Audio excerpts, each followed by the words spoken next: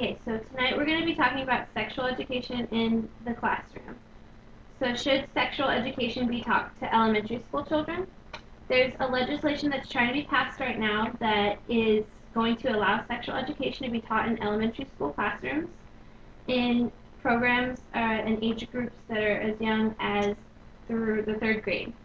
So I'm going to uncover some information that is being told to our Texas students right now in some of the programs that are implemented in higher age groups.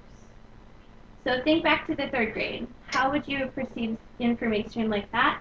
And would you appreciate your family members, such as brothers and sisters, younger children, or people of that sort to be receiving this type of information? So awareness should be brought to the community to know more about what these students are being informed of.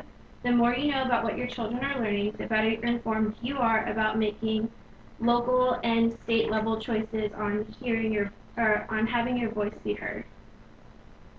So 13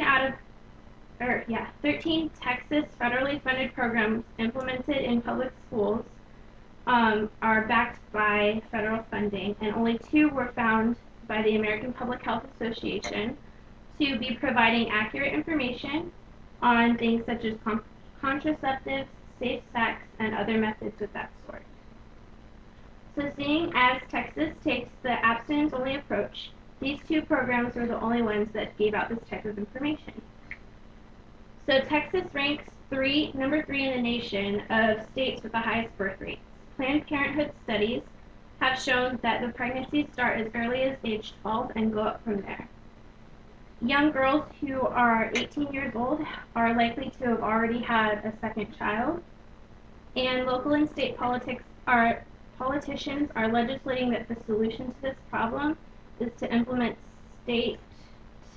Texas sexual education programs in groups as young as the 3rd grade.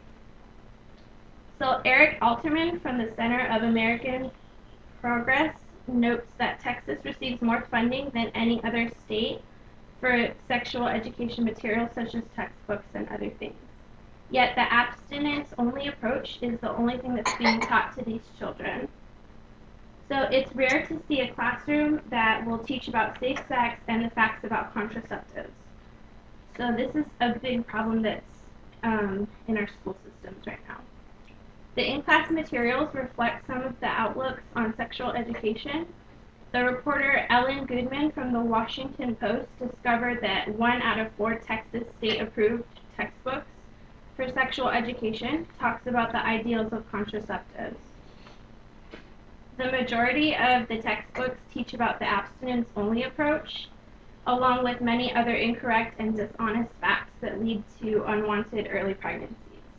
Some of these facts that they're telling the kids is sweat, human saliva, the exchange of kissing can lead to diseases such as HIV. They teach that things such as having a boyfriend or girlfriend is going to eventually lead to sex always. They never teach about a monogamous relationship where there is no sex. So those are just some of the things. So sexual education in the classroom is geared towards the inevitable cultural and media influences on high pregnancy rates. Religious influences that are really thick in Texas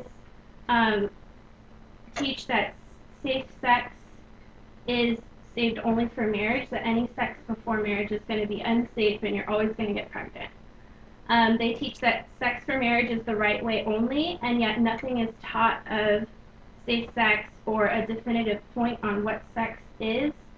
So these young children who are being taught this ideal, they're going out and exploring other methods, engaging in other sexual activities such as oral sex, things like that. Activities such as these eventually lead to the spreading of STDs and other diseases that can be caught. And so, if approved, these type of programs would be implemented in the elementary school classrooms. Something as fragile as a young child's education on a subject as vast as such sexual education should, if necessary, at least assure that they're getting the right information. I really don't think that these children should be getting wrong information from people who they look up to as role models. The more options that are given to these children, other than abstinence only, is going to be the right way to have them make an educated guess when it does come time for them to choose on something as big of a decision as sex. So in conclusion, I would like to stress that a subject as controversial as this can be brought to the parental level. The decision for a child that young to receive that kind of information should be at the discretion of a parent.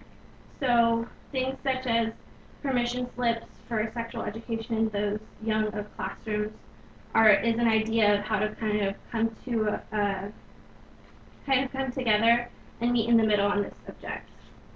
The parent, however, should be prepared to answer questions with enough factual information to make sure that your child is also getting the right information from you as opposed to the wrong information in the classroom.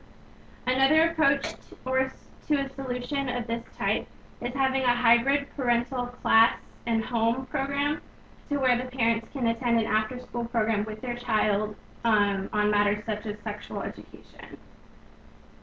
Sexual education should undergo a vast and comprehensive factual reform before it is distributed to an age group this young. This type of information for these children should be handled with care. So together as citizens of the state where legislations like this can be passed, we should take time to assess the value of our children's future and know their education is on the right path.